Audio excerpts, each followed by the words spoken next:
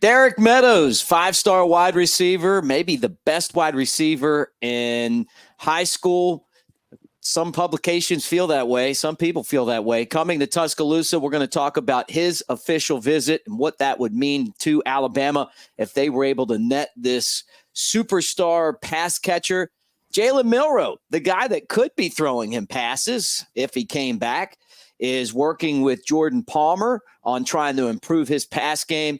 And TNT, TNT Sports doing college football. Could we get Charles Barkley and Shaq on the in-between game shows? Would you like that better than college football's in-between game shows now, post-game shows? I would, because those guys are the best. We're going to talk about that and more right here on the Bama Tailgate YouTube channel. Make sure that you like and subscribe. Give us a thumbs up.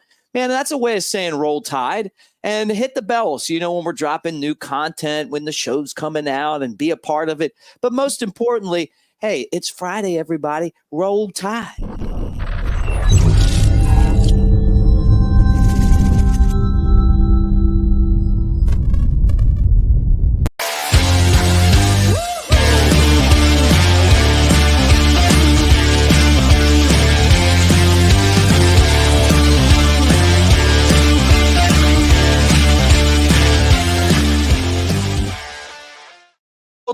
Roll tide, friends. That's Brett Elmore. You know him as Big Sexy Elmo. I'm Mick Gillespie at Broadcaster Mick.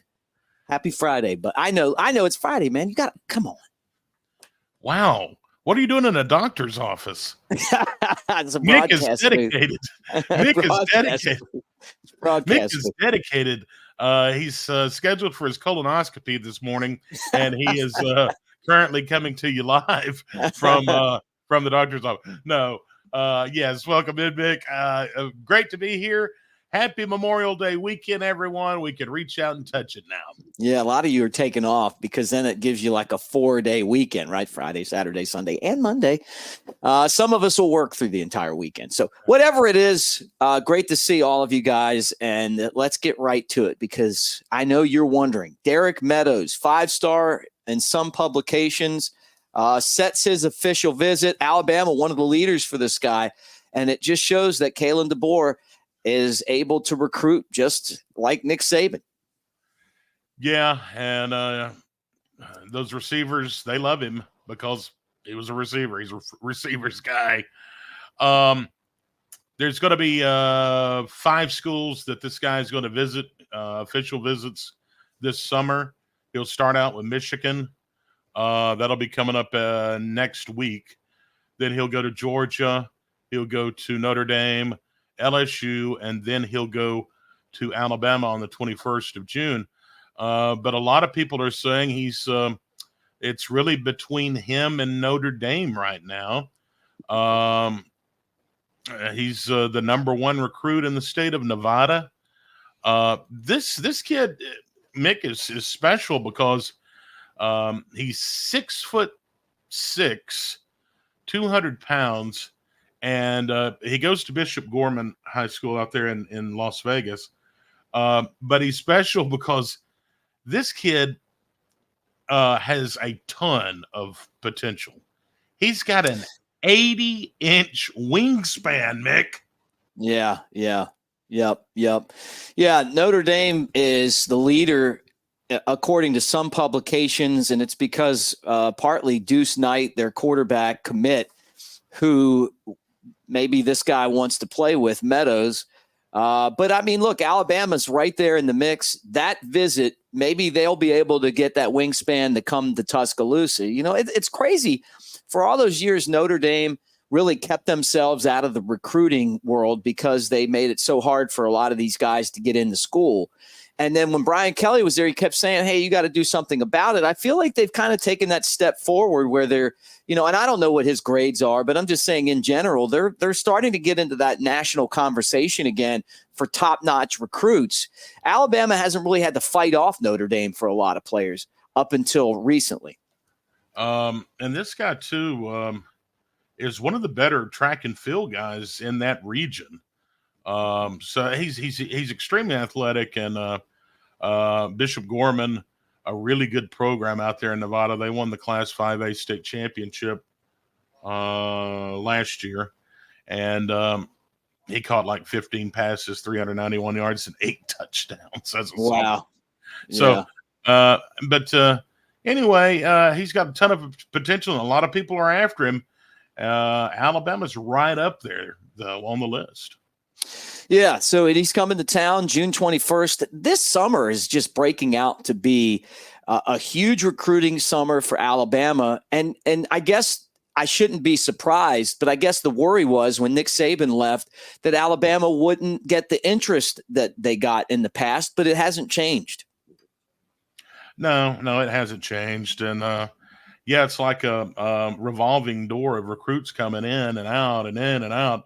And that's a good thing, taking these visits. And I tell you, DeBoer has just been he's outworking folks. I mean, he's just getting out there and really beating the bushes. And he knows what we have and what he has in Alabama.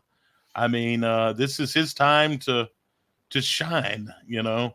Nothing against Washington, but, you know, to take that team to the level that he took them, and now to be at Alabama with everything right at his disposal, you know, the sky's the limit for him. Yeah, no doubt about it. I love the feel of the momentum and the sense of urgency that Coach DeBoer has. I love the fact that this guy cares about winning. He keeps saying he's expecting the team and the program to be national champions. And I love that, because you're not going to win a national championship if you don't say we're going to win a national championship, you know? And when you hear Nate Oates, we talked about that yesterday, the fact that Oates is saying that is that he's confident that he can do it. And I love the fact that DeBoer is expecting to win a championship. You want that with a head coach.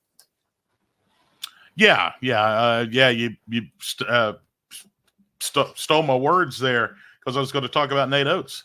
So, I mean, you know, the football program, the basketball program, we're talking national championships here, and you know, every school, they have that goal. You know, every time the coach walks in when the season's about to start, he gets that little marker and he writes on the board, "Here's our goals, and we're going to, number one, win a national championship." You know, that is a legit goal at Alabama. With both programs. I mean, roster stacked with basketball. Sears may be coming back. There's some social media stuff going around that Sears has already announced that he's coming back. That's not true. Nothing as of this show when we recorded the show, but he has until Wednesday to decide, though, so it'll be coming soon. But yeah, it's national championship or bust, baby. Let's go. This guy would really fit in at Alabama. I mean, you're talking about a big target. You mentioned it, how tall he was, you know, like 6'5", and, you know, can run fast. He's on the track team, won a Class 5A state championship at Bishop Gorman in Nevada. The 2023 Nevada Boys Track Gatorade Player of the Year, or Athlete of the Year, whatever. So you're talking about a guy that wants to do all the little things right. Hey, like Amari Cooper, right? Like, you know, like Waddle, like Smitty. You know, this is a guy that would slide in and maybe be that next great Alabama wide receiver. And look in the NFL, look around. I mean, you're talking about a league full of elite wide receivers. So maybe for him, you know, Meadows is looking at Alabama, which has been a wide receiver factory. That was even before the head coach was a wide receiver. I think he would fit in well. Yeah, I do too, and yeah, he's an attractive player because he can cause so many mismatches out on the edge with his height and his, like I said, an 80-inch wingspan. This guy can do it, and hopefully Alabama will leave a lasting impression at them being the final place he visits. Well, one of the guys who he could possibly say he came in and then, you know, Milroe stuck around, could be throwing him the football, is Jalen Milroe. The thing that I've always heard about Jalen Milroe, and you're seeing it, I guess everybody knows it now, but when he was backing up Bryce Young and then, you know, fought for the job and got it, whatever, is that his work ethic is elite. He's the first guy to the facility. He's constantly doing things throughout the day to be the best he can possibly be. So it doesn't surprise me at all that he's working with Jordan Palmer, a former great quarterback, on being a better great quarterback, maybe working on his skill set of throwing footballs. And I love to see this kind of stuff. I love to see the guy who is so motivated to improve the areas where they're weak. Not to say he was weak. He isn't weak. I mean, think about what he did last year when he was injured and couldn't run. He still threw Alabama to wins, but he could have been better at it. Maybe he could be a better quarterback at throwing wide receivers open or whatever. He's working on that. He's doing everything that he can do during the season and during the off season to make himself better. And this is just one thing that he's doing here at the QB Summit with Jordan Palmer. He's working on his game. He's working to get better. And, we're 99 days away from kickoff now. So the heat is on, baby. Yeah. It's just going to be here before you know it. And the closer and closer we get, you look on social media and you start reading a lot of things. The more and more people are saying, this guy, and we had some people comment on it yesterday, I think it was, in the comment section about Milroe in the conversation for a Heisman. This guy is on a mission, I believe, and I think he's out to show that he's the man, and for the job at quarterback, and he'll silence the naysayers. Yeah, I hope so. Lank. Some of you guys hate Lank. I love Lank. I love Lank. Show him, baby. Show him. All right. ESPN, and I don't think I'm alone here at saying that, ESPN to me is bland, but I do like watching live sports. So we watch a lot of ESPN, but I love watching TNT because of Charles Barkley and Shaq. And that I'm not even a basketball fan, but I love their basketball because it's the best show on television. ESPN got the SEC, right? And then they had to work a deal out with TNT Sports because, sometimes they don't have enough channels to put all of their games on. So they worked out a deal where college football games that were supposed to be on ESPN or will be on TNT. And I just wonder if, I know, look, they're basketball guys, but I think Shaq and I think Charles Barkley, even though he's an Auburn guy, would be interesting doing football. Could they maybe find the football version of that show? But it's the best show on television. Yeah. No, I it's exciting. I mean, now how are they going to do this? I mean, Is the ESPN broadcast going to be on TNT, or is TNT going to have their own crew doing these games? That's the question. I mean, I'm guessing. I don't know. I hope it's not ESPN's crew. ESPN has become they're just not that consistently good anymore. And honestly, a lot of the national coverage, it feels like they're more worried about. They're worried about things other than putting the best possible broadcast together on a television game. Some of the games are okay, and then some of them are garbage. I mean, think about watching anything that they do, right? There's too many inconsistencies with the people calling the games, how good they are at calling them, how enjoyable it is to watch them call the games. I'm a person that has spent my whole life watching it. And right now, to me, ESPN is weak. There's some really good teams, but there's also some really good, really bad teams. And you'll sit there and go, how did these guys even, or how did these people even get on to do a game? And the answer probably isn't something that any of us want to hear. But I hope that Alabama's not stuck with some of these bad broadcasts, because I'm telling you right now, there's some where you just turn the sound down. And thank God for Chris Stewart and Crimson Tide Sports Network in those situations. Sorry for the rant, but you know what I'm saying. So what you're telling me is you don't want to hear Beth Mowins doing Alabama. I didn't say any names. You didn't say it. I will, though. And just like every other Bama fan, Look. But it's not anything personal. It's just, you know what? No, it's not Some people personal. just aren't that good. Like, and I don't care what the executives think they're doing, or, if it's some kind of a publicity stunt or whatever. Some of these people aren't good. They're not enjoyable to watch. And it just kills me that no matter what sport you put some of these people on, you got to turn the channel off because they're just not that good at it. I'm afraid that they're just using the TNT platform and putting the games on there just because they just don't have enough room. I don't think it'll be a TNT production. Right. I think it'll still be an ESPN production, but I could be wrong, but it wouldn't be the first time I was. Yeah. Well, at least we know, don't have Gary Danielson. Some of you guys are going to be like, I liked Gary. Look, I don't mind Gary as much as some of you guys hate him. But I'm not going to mind not listening to him anymore do Alabama games. I'm going to enjoy him a lot more in the Big Ten because I don't really watch a lot of those games. I don't watch a lot. A lot of people hated Vern Lundquist. Well, I didn't mind Vern. I didn't mind Vern at all. But yeah, I mean, they're gone. So there you go. Mm-hmm. All right, so we'll see what happens there. But anyway, guys, I want to remind you that we're brought to you by New Life Art, newlifeart.com. Promo code Bama Tailgate gets you 25% off all the classics, as Brett calls them. And he's right, man. There's some great prints over there. Take advantage of this. This is you're pimping out the man cave. We need some of that in this broadcast booth. Can you imagine, having like some of those great classics right here? So in that doctor's office, yeah.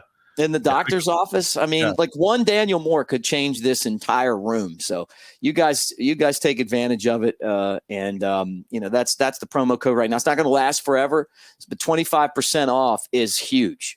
And when I was like building my collection, I would have loved to have had 25% off. Absolutely. All right, let's get into this. Nothing lasts forever, Mick. Nothing lasts forever. All right, there you are down at the bottom. And I guess that means it's time for today. Today in history. Okay. Today. Give it to me. Give it to me. Yeah. Okay, here we go. Let's bring the gold here. Today's birthdays. One of your favorites, Bob Dylan. Yeah, I like Bob Dylan. Today.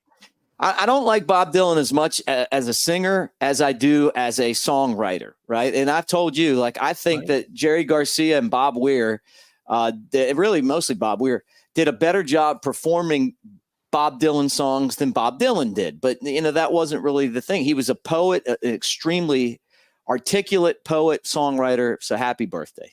Happy birthday. Another one of your favorites, Tommy Chong, is 86 today. Is that the Cheech and Chong fame? Don't act like you don't know. Of course that's Cheech and Chong fame. My dad loved Cheech and Chong. And a shout out to my dad. He's been gone for a long time, but he loved Cheech and Chong. I knew about Cheech and Chong when I was a kid. The movies that they put out there. This is like now, like everything that they were doing is normal in a lot of places, but great comedians and, and obviously they have their own line of gummies and stuff now. Do they really? Yeah, I think they both spent some time in the Slammer as well, but love those guys. Love them, man. They had some funny movies. Man, they were great. What Up in Smoke, where they were going down the road. Every time I watch that, and they're like, "Hey, man, how am I driving?" It is, and Chong's like, "I think we're parked, man." And there's smoke ballling out of the car, Yeah. It's great. It's dudes. Hilarious. Funny dudes. But anyway, he's 86 today. That's hard. Whoa, man. These guys that smoke weed live forever, man. Look at Willie Nelson. He's old and he's still going. I mean, and he's known for that. And Snoop Dogg and Cheech and Chong. I mean, Yeah, that I had a story on the morning show yesterday about how I think it was marijuana use has surpassed alcohol use. Really? Yeah. It's legal in a lot of places. Yeah, it's legal in a lot of places now. So Priscilla Presley, Elvis's ex-wife, 79 today. Yeah, I saw where somebody was trying to steal Graceland. Did you see that? And they were going to like try to basically say that, that they were owed money and that they were going to try to take it away, and they lost, and then they got, but they were going to try to condemn it, and then basically win it in a bidding war. Thank God they didn't let that happen.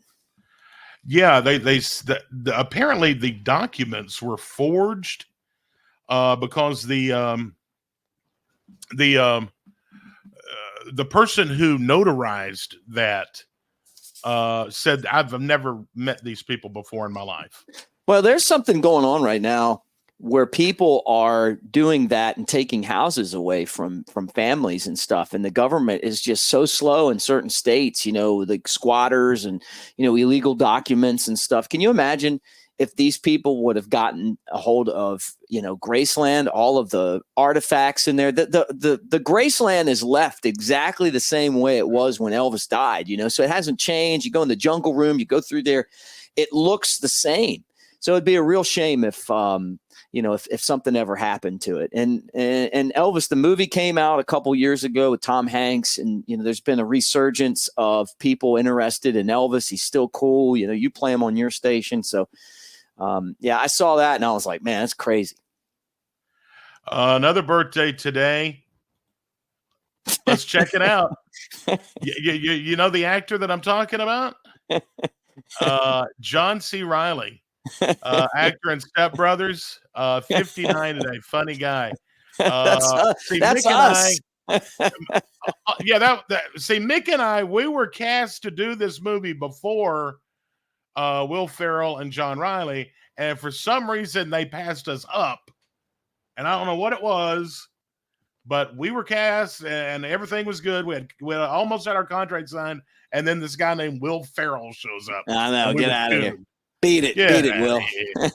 Get out of here. But anyway, he's a funny guy. He's 59 today. And finally, Roseanne Cash, daughter of Johnny Cash, 69 today. Yeah, Roseanne Cash, Johnny Cash. That one of the best loves ever was Johnny Cash and was it June Cash? June Carter, and then that song Going to Jackson. Every time I hear it, I think of them. So happy birthday. If you're looking for something to celebrate today, it is Asparagus Day. No, I'm not celebrating that. You don't like asparagus? I mean, I'll eat it, but I'm not a fan. I'm not going to celebrate it either. I probably need to eat more asparagus. It's good. I like it every now and then. I whenever I see it on the menu, I say, I want those long green beans. Yeah. They're like, what? Oh, asparagus, I think is what you call it. Today is National, and you could probably fill me in on what this is, National Yucatan Shrimp Day. I don't know what Yucatan shrimp are, but if they're anything like Gulf shrimp, they're delicious. Probably from the Yucatan, if I had to. But hey, I got to tell you this, and I probably should show the video. We were talking about the cicadas. Yeah. They were actually eating cicadas at the Here, let me pull this up real quick. They were actually eating cicadas last night at the baseball game. What? Yeah. Let me go ahead and put this up for you guys. You reminded me. And then you say they tasted like shrimp? That's what I heard. Yeah. Okay. So anyway. Oh, you're kidding me. Oh. Pitch is down and away. Oh, no.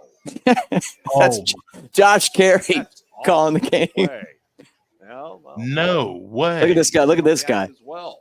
He's from Townley. He's an Auburn fan. This is not pleasant. They're showing it on the video board. That's an Auburn fan if I've ever seen one. Look at this guy. He's going to dip it in his beer. Did you know? No. I mean, what the hell? I mean, if you're going to eat this cicada, you might as well dip it in the beer. Pitch is down and away. Oh, no. Well, he's like, yeah, it tastes better. It tastes sort of like, he tells his wife, not bad. Tastes then like Auburn shrimp. fans are like, hey, man, I am used to eating these things. Look at this guy. Yeah, he's like, hi. And he looks at the camera. This is not pleasant, and they're showing it on the video board. Oh my God. I no. watched that. Yeah, I watched that and I was like, oh my God, I got to show Brett. Like, Oh, do they, is funny. is that it? But my question to you is that No. Yucatan shrimp? Pitch is down and away. Oh, no. That may be what it's it may be what it is. I don't know. That's awful. Oh Right. my God. No. How does that even break out of the game? You know, where people just start eating cicadas. Yeah, I don't know. It's crazy, huh? Yeah, that is crazy. My goodness. All right. So anyway. Wow. Brett posted a picture of a guy that was cooking those things in pigs in a blanket, but they had the little cicada heads like that. He cooked them in there and they were like coming out like this. Heads out there. You got to eat them, crunchy. But you got to pull the wings. All right. Yeah, pull the wings. Today is World Schizophrenia Day. Okay. Today is Carb Day. Oh, yeah. Do you think those cicadas have carbs? Probably low in carbs, like that beer that guy was drinking. Today is National Don't Fry Day. Okay. And today is National Wig Out Day. Yeah. Well, I wigged out watching those guys eat those cicadas. No kidding. We have wigged out officially here on the show. All right. On this date, I'm sorry. No, go ahead. Go ahead. On this date, first bicycle race held in America in Boston, 1878. And you, being the baseball aficionado that you are, first Major League Baseball game to be played at night under the lights, 1935. The Cincinnati Reds defeat the Philadelphia Phillies 2-1, Crosley Field in Cincinnati. Yeah, it's crazy. Like they started doing night games, and it took the Cubs until like '88 to get lights, and they were going to do it. And then World War II happened, and they needed the steel for the war effort, and they never put them out there. Like the city kept the neighborhood kept blocking the lights to make them play all day games and everything. So they were going to lose the World Series to basically have to go play it somewhere else because they didn't have lights had they gone in '84. Which is crazy to think about. But, night baseball. Matter of fact, I live it, so it's still going. Tell everyone about the Brett Elmore Show. Yes, WJLX 101.5 FM, 6 to 10, weekday mornings, streaming live on all platforms. All right, guys, and you get a lot of Brett on that show, and he's funny, and it's a great show. I also want to tell you that we're brought to you by Pearl River Resort over in Choctaw. You got 30 years of excellence, and they're celebrating with some great acts. We talk about it all the time here. Boys to Men, Brian McKnight's going to be there. Big and Rich, Gretchen Wilson, Rodney Carrington, the comedian's coming. All that is available on their website.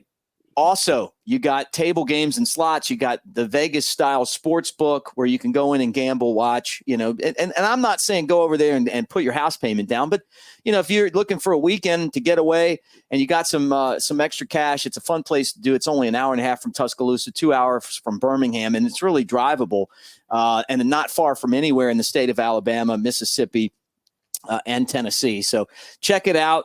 Also, they have the Dancing Rabbit Golf Course, which is the Augusta you can play. So that's that as well. And I'm telling you, it's golf season now. The weather is perfect for golf, and we appreciate you guys hanging out with us. So that's all for the show.